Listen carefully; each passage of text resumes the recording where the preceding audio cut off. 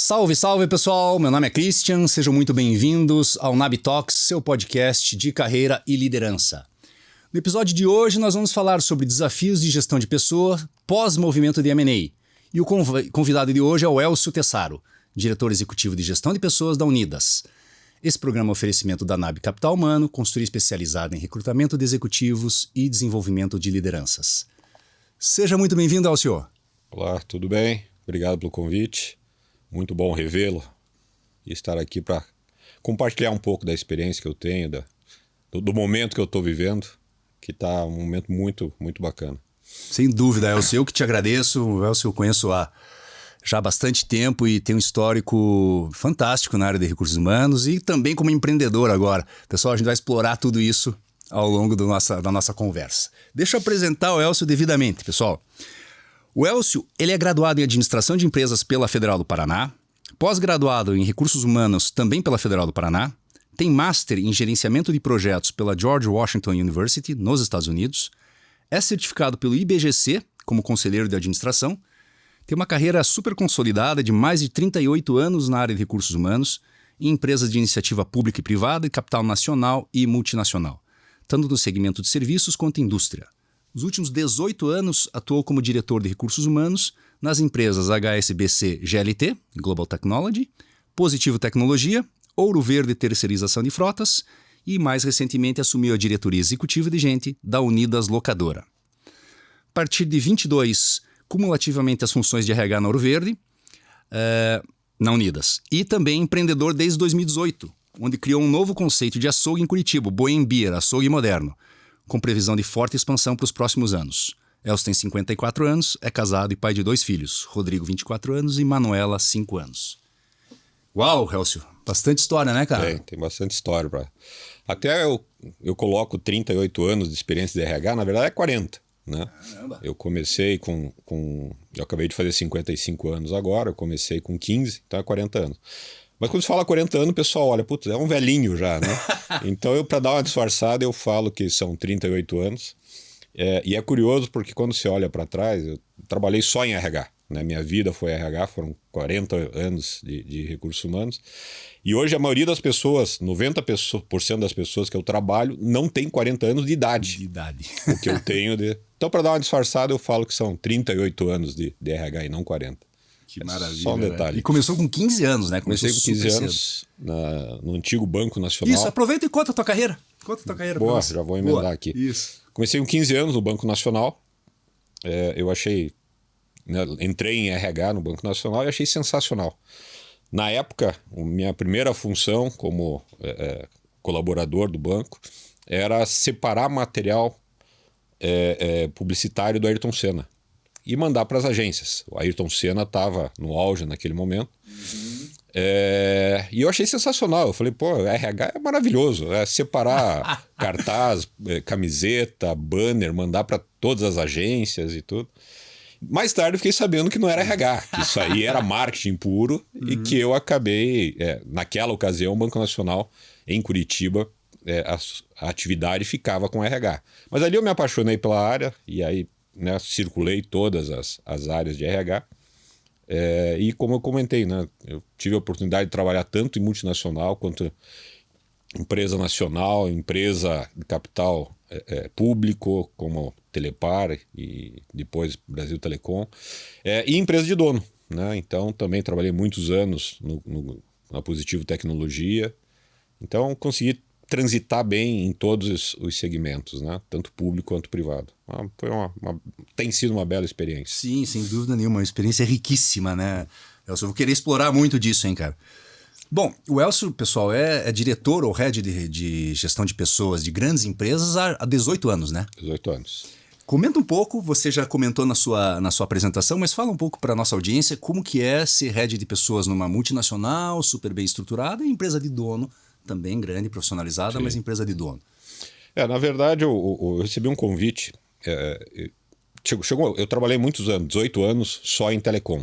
Né? Foram vários anos na Telepar, em RH, e aí eu fui convidado para ir para Brasília para participar do Data Room, onde iriam fazer o processo de privatização do sistema Telebrás. Então eu recebi um convite da Telebrás para ir para Brasília para ajudar a preparação da privatização.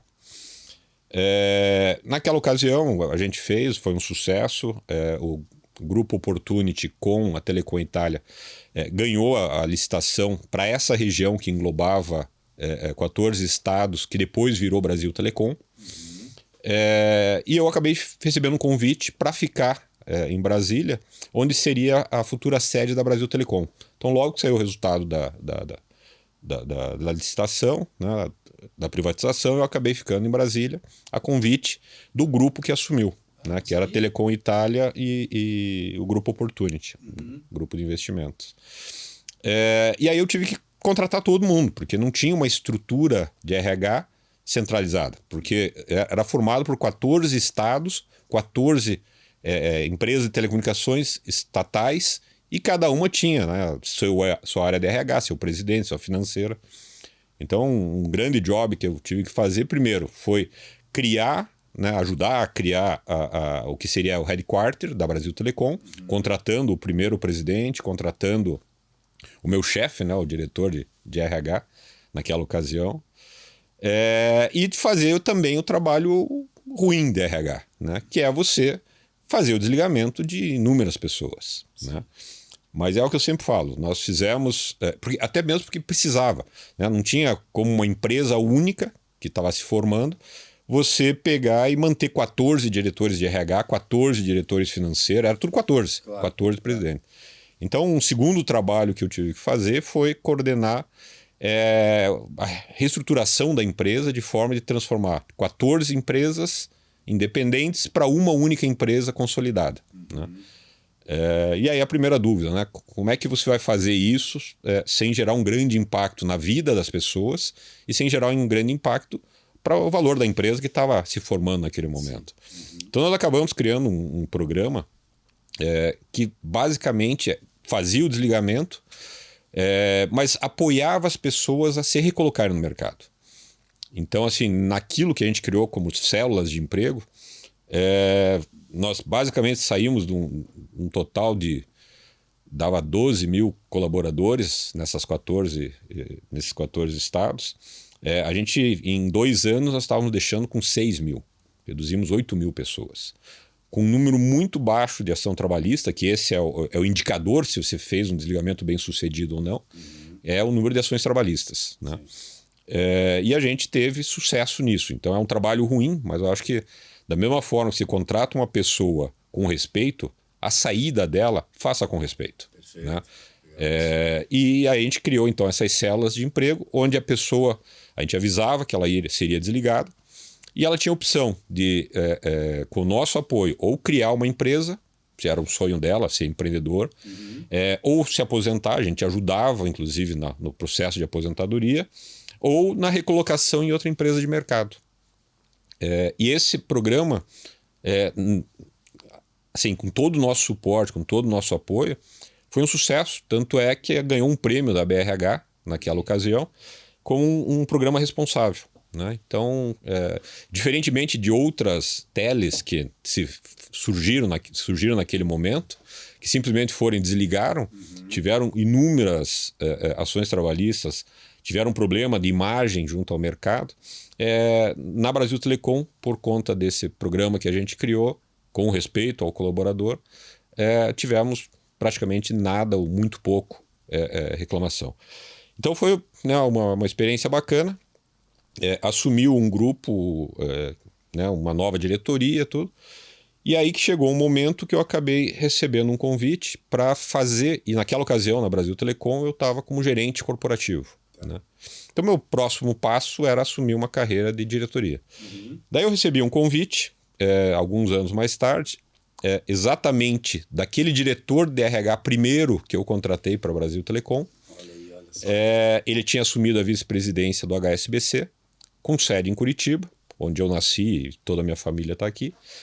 E ele me convidou para eu assumir ou melhor, fazer o startup do HSBC Global Technology, que nada mais era um braço do HSBC exclusivamente para atender a parte de sistemas.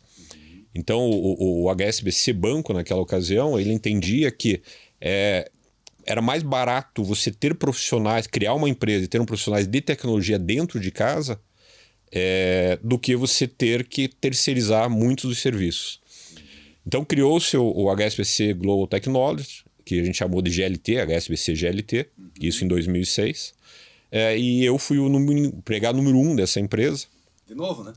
De novo, empregado número 1, para fazer estruturar a empresa, começar do zero. É claro que era começar do zero, mas com um sobrenome forte, né? Eles tinham o sobrenome HSBC. Sim. Né? Mas eu tive uma felicidade enorme, porque assim, quando esse vice-presidente de RH me convidou, inicialmente eu achei que eu ia me reportar para ele, porque ele era vice-presidente do HSBC Banco Brasil. Tá.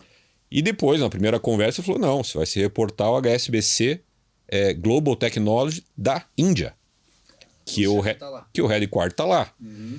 E nessa ocasião, eu tinha saído da Brasil Telecom, eu estava fazendo um ano sabático, eu estava em Vancouver, fazendo um período sabático, estudando inglês, fazendo alguns cursos lá. Uhum. E ele me ligou e falou, olha, a posição é tua. Eu falei com o diretor de RH da Índia, e ele quer você lá semana que vem. Né? Só que eu estava em Vancouver e eu ia ficar mais 6 meses em Vancouver. Né? Mas, pô, semana que vem, preciso de você semana que vem. Você quer ou não quer? Eu falei, olha, quero. Mas qual que é meu cargo? Ele falou, não sei, você que vai ser o RH dessa empresa.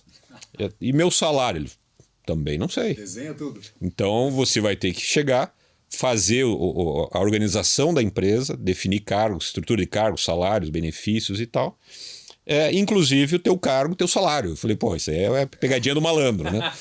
Mas daí você tem que tomar algumas decisões. Pô, fico em Vancouver por mais 6 meses, eu tava com tudo pago. Né? Ou eu volto para Curitiba e pego um avião para a Índia e sabe lá o que eu vou encontrar por lá. Né?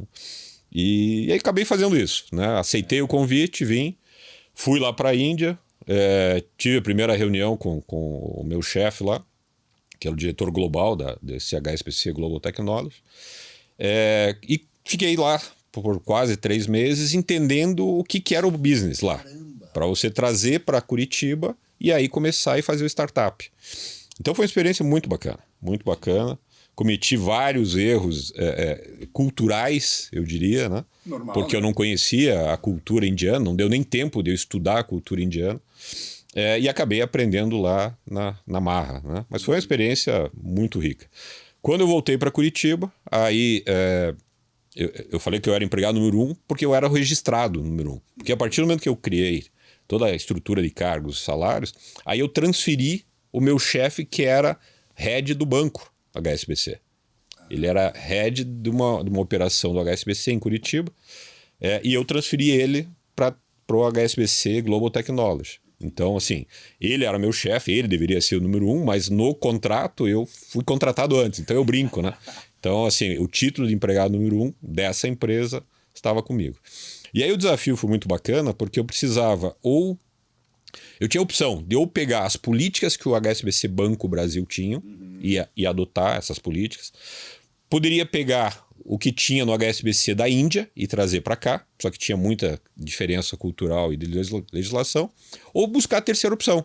Né? Então, por isso que eu tive muita sorte na minha vida, nas empresas que eu passei de uma forma em geral, mas nesse especificamente foi muito interessante, porque eu podia montar a empresa pegando o que eu acreditava de melhor para os colaboradores e para essa companhia. Eu lembro até hoje que eu comprei um livro do Great Place to Work para ver o que as melhores empresas estavam praticando naquele momento e que me serviu de inspiração também. Então, ou eu pegava as políticas da Índia ou do HSBC Banco Brasil, ou ia buscar o que tinha de melhor no mercado. Resumindo, né, a empresa foi um sucesso. Em 3 anos nós já estávamos com uma das 50 melhores empresas do Brasil para se trabalhar. Olha que beleza. E não podia ser diferente, né? A não ser que eu errasse a escolha.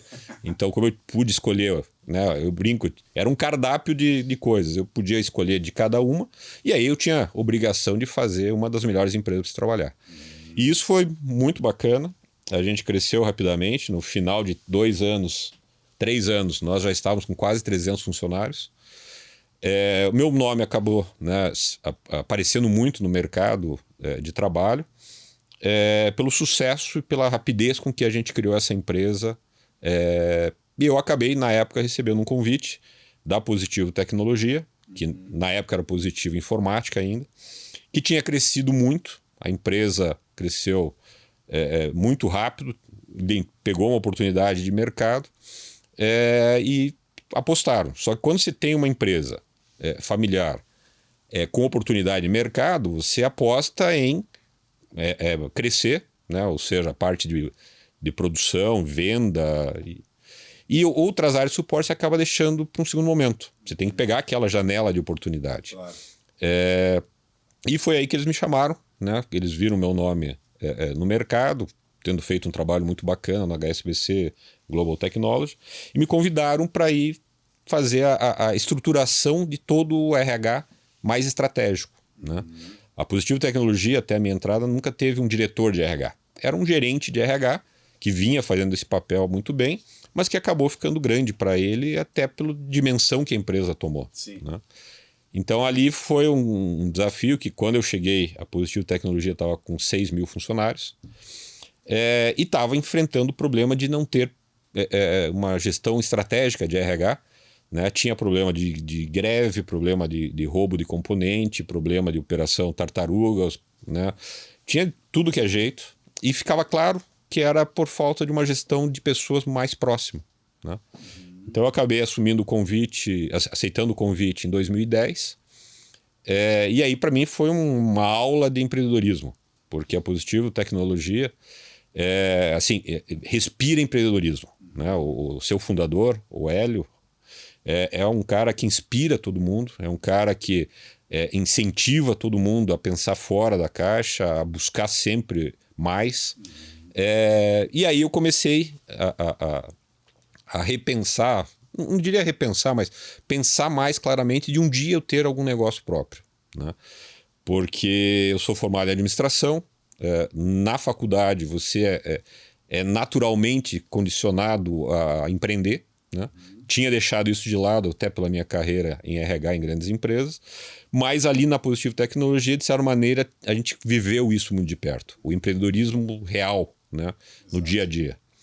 Foi um trabalho muito bacana, porque a gente organizou a empresa e rapidamente ela respondeu. Né? Respondeu em que sentido?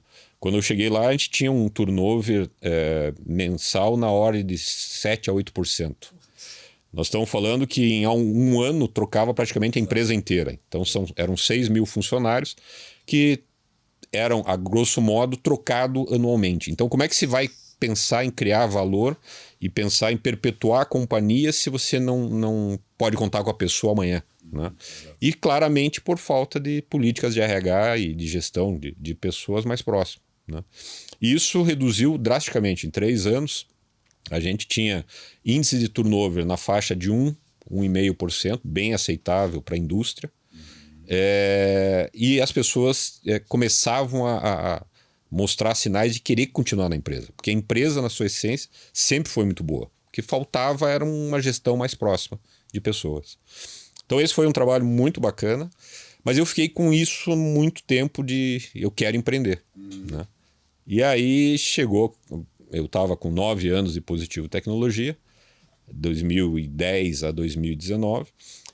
Eu estava completando 50 anos de idade, 35 anos de RH, e aí você começa a refletir. Né? Ah. Será que não está na hora de eu tentar alguma coisa diferente? E aí eu resolvi criar, né, o Boembi, açougue moderno, com uma pegada diferente, porque nesses 35 anos de empresa, eu sempre gostava de sair final do dia e tomar um chopp, comer uma carninha, e eu não encontrava isso. Porque ou você sentava para almoçar, para jantar, e aí com um prato, com arroz, feijão, com todos os acompanhamentos, e não era qualquer lugar que você podia ir. Né? E tinha os famosos espetinhos de gato, né, nas esquinas, mas que né, além de você correr o risco de ser assaltado, você não conhecia a procedência da carne. Sim. Então todo o projeto que eu fiz foi com esse desenho, de ser um negócio que a pessoa pudesse ir rapidamente, tomar um chopp, comer uma carne rápido e poder se dirigir à sua casa, seus compromissos. E eu comecei a olhar isso já em 2017 e não tinha. Aqui em Curitiba não tinha esse conceito. Né? Fui para São Paulo, fui para Rio e não achei esse conceito. Por isso que a gente acabou até registrando a marca como açougue moderno. Que o açougue moderno, no nosso conceito, é onde você encontra a carne nos seus mais diversos formatos, né? Carne assada, carne crua, em açougue para você levar para casa, carne congelada, carne pronta, né? Uma linha prática que você pode chegar em casa em 5 minutos preparar uma carne para refeição. Então, o conceito nosso era esse. E acabamos em 2018. Eu até estava com um amigo no litoral, em Camboriú. E aí, ele me apresentou uma carne, né, de um fornecedor lá, embalado a vácuo e tal. E eu falei, pô, mas isso eu posso fazer também, né? Porque assim, quando se fala em açougue, alguma coisa de preparação, de produção, para quem nunca trabalhou em cozinha, nunca trabalhou nesse segmento, é um negócio meio longe da tua realidade, né? Agora, eu pegar um produto pronto, pôr na prateleira e vender, é como se fosse vender uma Coca-Cola. Eu falei, pô, eu acho que isso eu consigo. E aí, com esse sócio, com esse amigo, eu falei, pô, vamos montar um açougue, né? Ele achou legal a ideia e tal. Mas no fundo, eu acho que no final ele pensou, não, isso aí né, foi só nesse momento e tal. Eu voltei para Curitiba e usei todo o meu conhecimento de grandes empresas, né, de negócio, e acabei montando um plano de negócio. E eu chamei um dia ele para conversar e falei, olha, eu tô com um plano de negócio Ele ficou meio assim e tal. Aí ele viu e na hora apoiou e falou, não, vamos em frente e estamos, né, sócios até hoje e muito bem.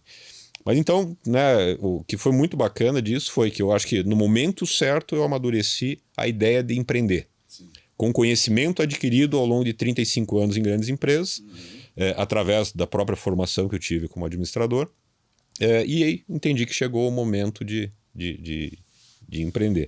E eu, quando decido fazer alguma coisa, eu acabo indo sério, né? Então eu acabei acertando minha saída da Positivo Tecnologia, conversando com o Hélio. Eu lembro que na saída eu até falei, ele falou, olha, eu respirei tanto empreendedorismo aqui dentro, tanto incentivo que eu recebi aqui, que eu resolvi empreender, né? Contei para ele, deu maior apoio e desde o primeiro momento, claro, sentiu pela minha saída. Claro. Mas, por outro lado, ele apoiou desde o primeiro momento esse empreender. Aí, quando eu fui, montei, e aí eu tinha que aprender, né? Porque de RH eu conhecia, eu não conhecia de nada de açougue e restaurante. E aí eu fui, na época lá, fui desde comprador, desde abrir a loja, fechava a loja. Valorizo muito os profissionais dessa área, porque não é fácil você trabalhar no momento que todo mundo está se divertindo, sábado e domingo. Você estar ali à disposição, né, para melhor atender o teu cliente é um desafio. Principalmente eu que vinha há 35 anos que eu não sabia o que ia trabalhar sábado e domingo. Exato, né? Então foi uma mudança. Recebi muito apoio da minha família, da minha esposa. E aí, nesse momento, minha esposa engravidou também, né? Então, o que eu brinco que ao mesmo tempo que nasceu o Boimbir no final de 2018, a Manuela nasceu no final de 2018, dia 31 de dezembro de 2018. Né? Então foi uma renovada completa na minha vida. Só que algo me falava que o meu ciclo em RH não tinha acabado. Meus amigos, meus colegas, com quem eu falei, o teu ciclo de RH ainda você tem muito a contribuir. E eu tinha abandonado. Já tinha feito minha despedida do mundo corporativo. Tinha decidido parar? Parei. Acertei minha saída do Positivo. E aí fui conhecer o negócio. Fui fazer curso de carne, fazer curso de restaurante, isso tudo. Né? Mas eu comecei a sentir que eu podia realmente contribuir mais. Mas a minha condição não queria ser de Curitiba, porque eu queria ficar perto do Boimbir, que estava nascendo ali, e perto da minha filha pequena, né? Família, esposa e tudo. Né? E aí surgiu um convite da Ouro Verde, empresa de terceirização de frota, né? Ela loca equipamentos, loca carros para empresas. Tinha sido comprado por um fundo canadense, a Brookfield, e eles precisavam no RH para ajudar a reorganizar a empresa, transformando a empresa de familiar para empresa de mercado. Né? Hoje o grupo Brookfield é um dos maiores fundos no mundo. Eles estão presentes em mais de 134 países. E aí eu eu fiquei naquela, né? Conversei muito com a minha esposa, vou, não vou. E isso foi em dezembro de 2019. Fazia um ano que já tinha o boi. E aí eu comecei a pensar por vários aspectos. Primeiro, eu queria contribuir mais, né, com o meu conhecimento em termos de RH. Eu comecei a sentir que eu estava atrapalhando mais o meu restaurante e açougue do que ajudando, porque a gente já tinha contratado profissionais conhecedores da área. E algo me falava que eu deveria voltar para o mercado. Bom, a gente acredita, eu pelo menos acredito muito em sinais, né? Naquela ocasião, o nosso açougue, o Boi Imbir, né, era formado por eu e mais 2 sócios.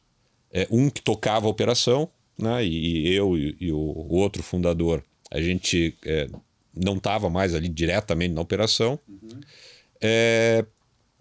Mas nenhum dos 3 conhecia efetivamente cozinha, né?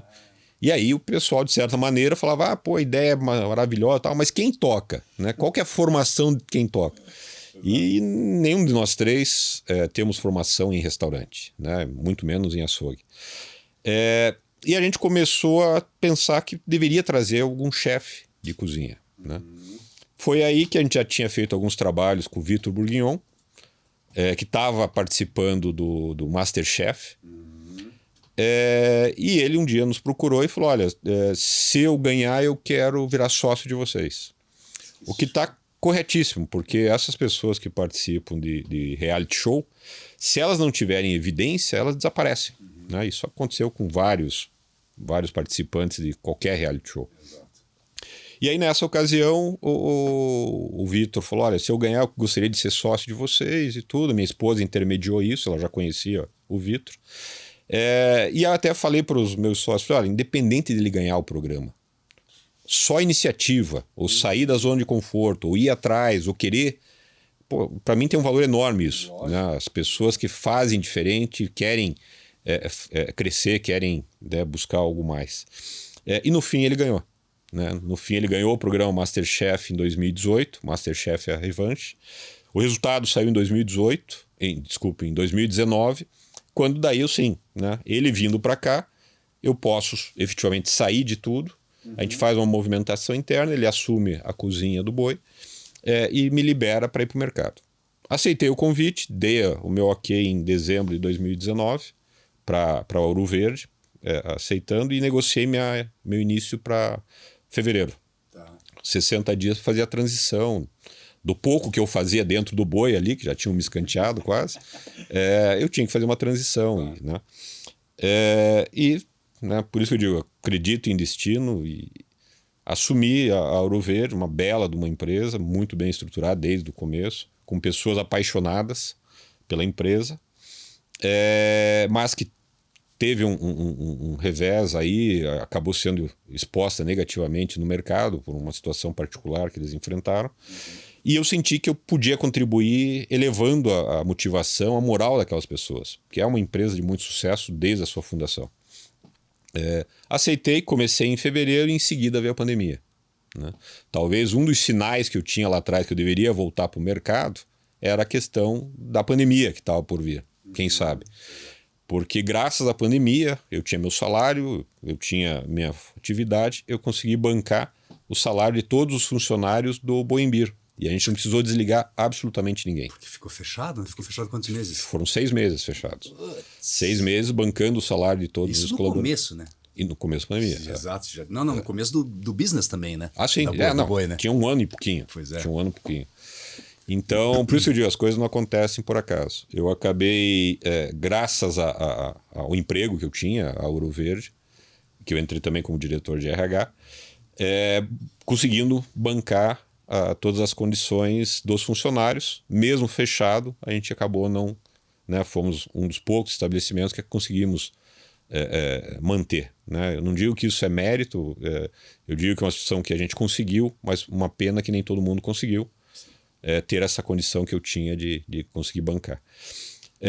Por isso, né, desde sempre, a gente no Boi Imbir vem tendo um turnover muito pequeno, as pessoas são muito gratas a tudo que a gente fez por elas desde o primeiro momento, e está indo super bem. Né? E na Ouro Verde, o desafio foi muito bacana. A gente começou a reestruturar, a empresa começou ano após ano crescer, turnover controlado, as pessoas mostrando motivação, engajamento crescendo e de repente veio a questão da compra da Unidas, né? A Ouro Verde, ela era a origem dela de terceirização de frota, ela vinha trabalhando como terceirização de frota, mas não no aluguel, não fazia aquele aluguel diário de você locar por dia, por semana, como tem nos aeroportos, as lojas e tudo, que é o que a gente chama de rent-a-car. E aí surgiu uma possibilidade da gente ter o braço de rent-a-car também, né?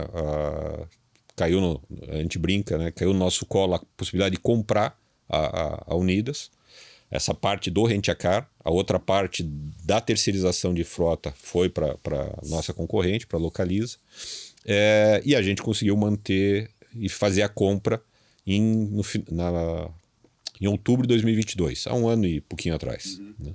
E aí o meu desafio cresceu ainda mais, porque nós saímos de uma empresa de 2 mil funcionários para quase 5 mil funcionários, espalhado no Brasil inteiro, com dinâmicas diferentes.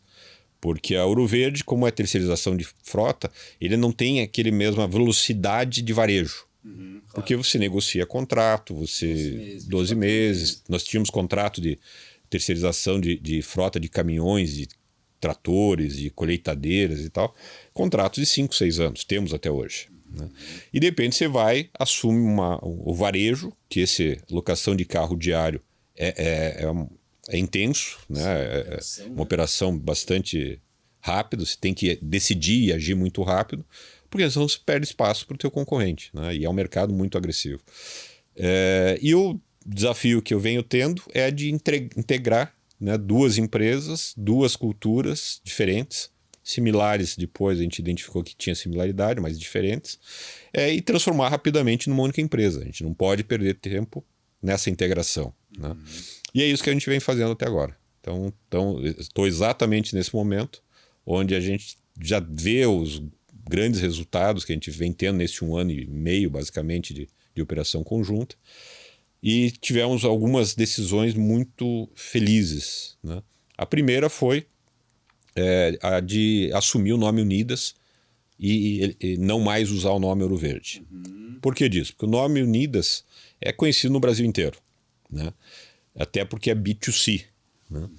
E a Ouro Verde, como é B2B, ela não é tão conhecida quanto a Unidas. Sim. A gente tinha que tomar uma decisão, né? Logo que a gente assumiu a empresa, em outubro de 22, às vésperas da eleição, né, presidencial, assumir se a gente ia trabalhar com 2 nomes em paralelo, em algum momento lá na frente você fazer a fusão, inclusive, de nomes, ou não. E a nossa decisão foi, vamos fazer já, a partir do primeiro dia que a gente assumir a empresa. Justamente para eliminar aquele nós contra eles, que é o que estava prevalecendo nas campanhas presidenciais. Sim. Então a gente tomou essa decisão, né, 1º de outubro de 22, a gente assumiu a Unidas que veio e já mudamos o nome. Mas nem tudo é tão fácil assim. Esse ano passado, a Ouro Verde estaria completando 50 anos de existência. A gente já tinha começado um trabalho de preparar os colaboradores para a celebração de 50 anos. E como é que vai celebrar 50 anos se não vai ter mais o nome Ouro Verde? Então nós tivemos que fazer um trabalho... Consequências que eu não imaginava do pós-M&A, né? Pós-M&A tem tantas, sim, né? Sim. Questões de remuneração, benefício, Isso. etc., retenção. Mas antes... Mas olha só. E a gente teve que tomar essa decisão. Fizemos um trabalho muito próximo dos colaboradores da antiga Ouro Verde, de mostrar o porquê da mudança, que não é que não gostávamos da Ouro Verde, pelo contrário, né? Sempre fomos muito apaixonados pela Ouro Verde, mas que olhando a médio e longo prazo, o nome Unidas ia dar um fortalecimento para nós enquanto empresa. Então fizemos essa mudança e celebramos agora, o ano passado, um ano após termos assumido a Unidas, o aniversário de 50 anos da Unidas. Porque a gente entendeu que, uma vez que se juntaram, uma parte estaria completando 50 anos. Então fizemos a celebração, e celebrar é sempre bom. Né? Então fizemos a celebração, e eu posso dizer que o trabalho tem sido um sucesso. Um sucesso que as pessoas hoje já se sentem unidas, já se sentem parte do time há muitos anos. Lembram da Ouro Verde, né, naturalmente com saudosismo, com reconhecimento, mas sabem que hoje o melhor para a companhia foi ter mudado. Nós tivemos uma ajuda ainda, que quando a gente assumiu, a Unidas era reconhecida como a 35ª marca mais valiosa do país. O ano passado caímos para 32º, melhoramos a nossa posição das marcas mais valiosas. E agora, semana passada, eu fiquei sabendo que viramos a 29ª mais valiosa. Então, você trabalhar, né, na 29ª mais valiosa, marca mais valiosa do país, para a RH é sensacional em termos de motivação e engajamento da equipe, né? Fizemos ao longo desse ano toda a parte de integração, de harmonização, que a gente chamou, né? Um projeto de harmonização, fazendo toda a parte de padronização de cargos, de salário, benefícios praticamente concluímos, falta só plano de saúde e seguro de vida para a gente encerrar efetivamente a harmonização, a junção das duas empresas. E hoje, no nosso dia a dia, é assim, sempre fomos unidas, né? Um negócio muito bacana. Que show, continuamos, né, com o prêmio no Great Place to Work. Eu estava muito preocupado quando a gente mexeu com duas companhias, né, duas culturas. Fomos para mais um Great Place to Work e ganhamos novamente. Hoje somos juntas, né, somos a 47ª melhor empresa de trabalhar no país. E nosso conceito de melhor empresa, de estar sempre valorizando o empregado, estar sempre trabalhando muito forte no desenvolvimento e tudo, tem sido espetacular. Tem sido espetacular. Motivo de muito orgulho pra gente. Sensacional, cara. É muito legal essa história. Tem uma curiosidade, talvez muita gente em casa também tenha. Vocês, obviamente, executivos de primeira linha, com repórter direto ao CEO, que é o teu caso, né? Você fica sabendo no movimento de M&A, de uma intenção de um movimento de M&A muito antes do fato, evidentemente, concretizado, né? Como é que foi preparar a empresa? Porque tem os desafios de preparar a empresa e também tem os desafios de segurar a informação, continuar motivando a equipe pós primeiros anúncios. Conta um pouco disso, cara. Não, realmente a gente ficou sabendo. Foi bacana, eu gosto muito do estilo do nosso acionista, que é a Brookfield. Né? Hoje nós somos 100% empresa da Brookfield. Eles sempre foram muito transparentes. Né? Eles nos chamaram e falaram: olha, nós temos oportunidade e temos recursos para comprar Unidas. O que vocês acham? Nós, enquanto diretores da Ouro Verde.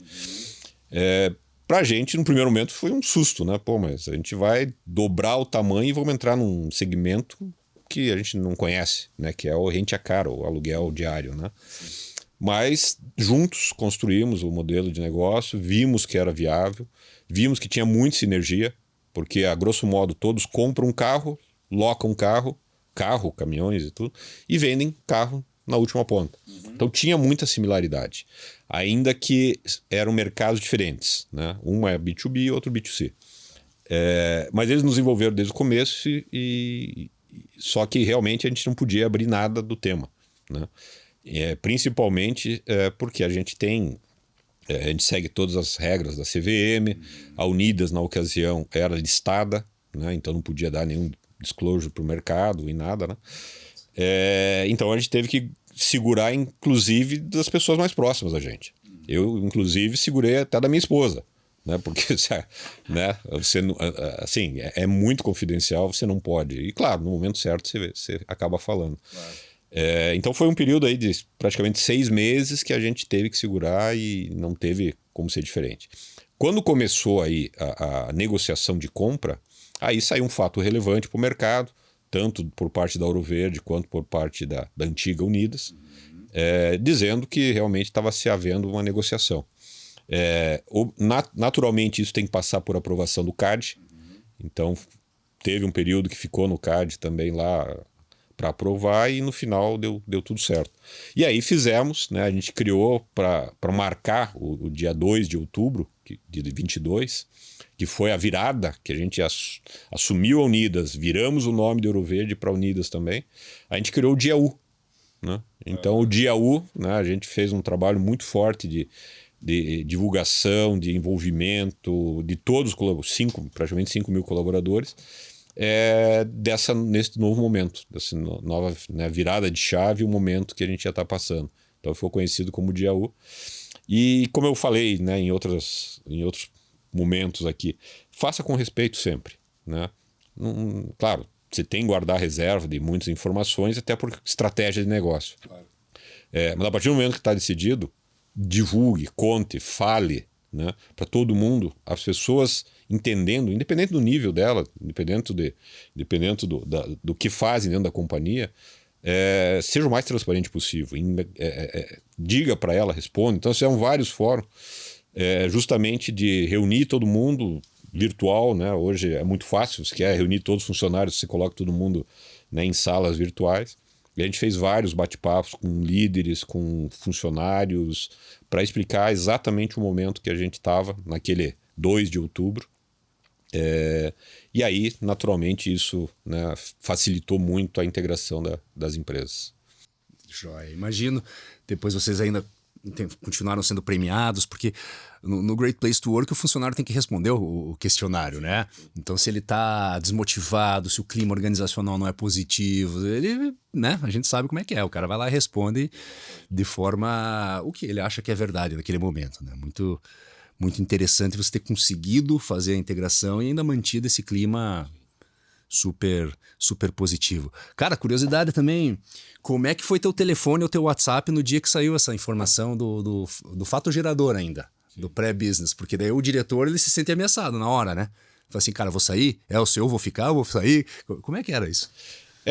Assim, estava muito claro que nós ficaríamos, porque nós, entre aspas, como empresa compradora, a gente ia assumir ao outro lado, só que a gente não conhecia nada do varejo de Rent a Car. Então vieram 3 diretores junto com a Unidas, que são especialistas e muito conhecedores desse business, e se juntaram conosco. Então assim, o Elcio era RH da Ouro Verde e assumiu também o RH dessa empresa que veio, né, que se tornou tudo Unidas.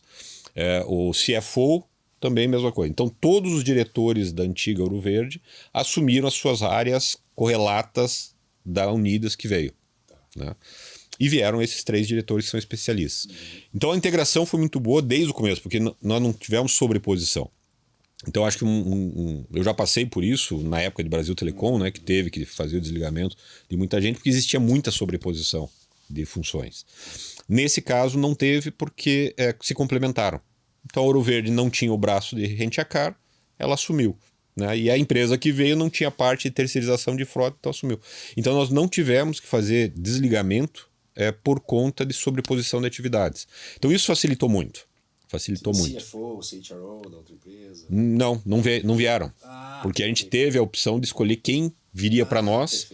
E quem não viria para nós, ela iria para a Localiza, que comprou outra parte. Entendi. Então a gente teve a opção de falar assim, não, diretor de RH, já tem um aqui. Não, então não precisa, fica.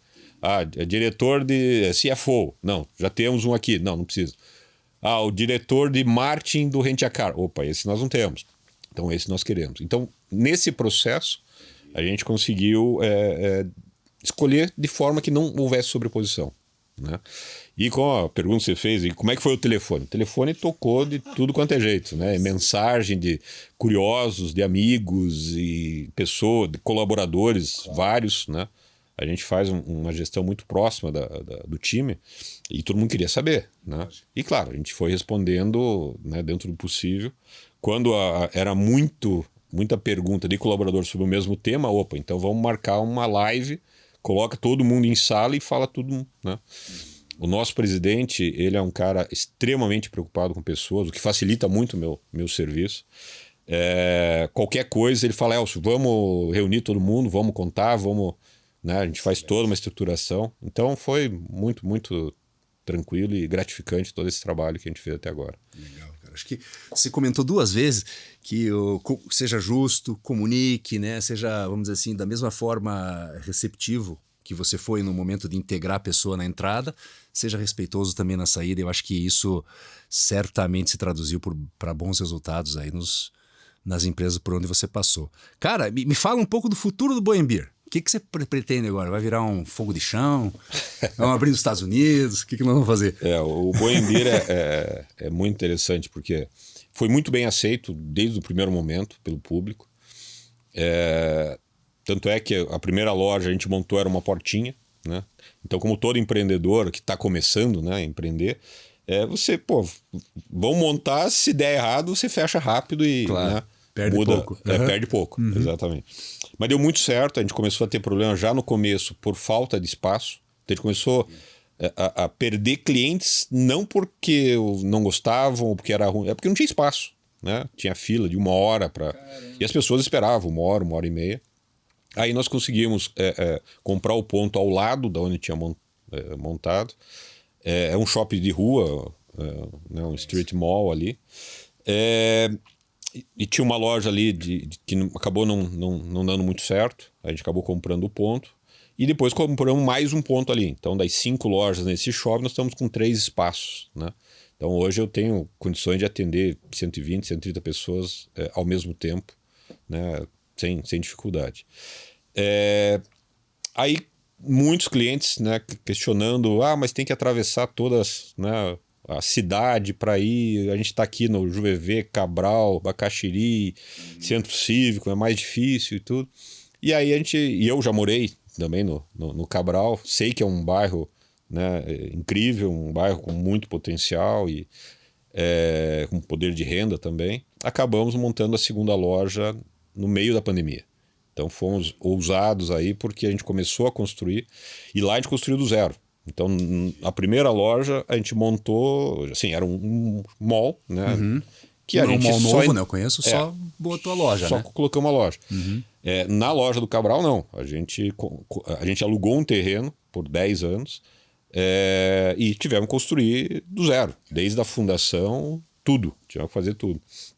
E inauguramos em final de 21, né, no meio da pandemia. Final de 22, no meio da pandemia. Fez um ano e pouco agora. E está indo super bem, né? O público lá, o nosso cliente respondeu bem, as pessoas gostam, né?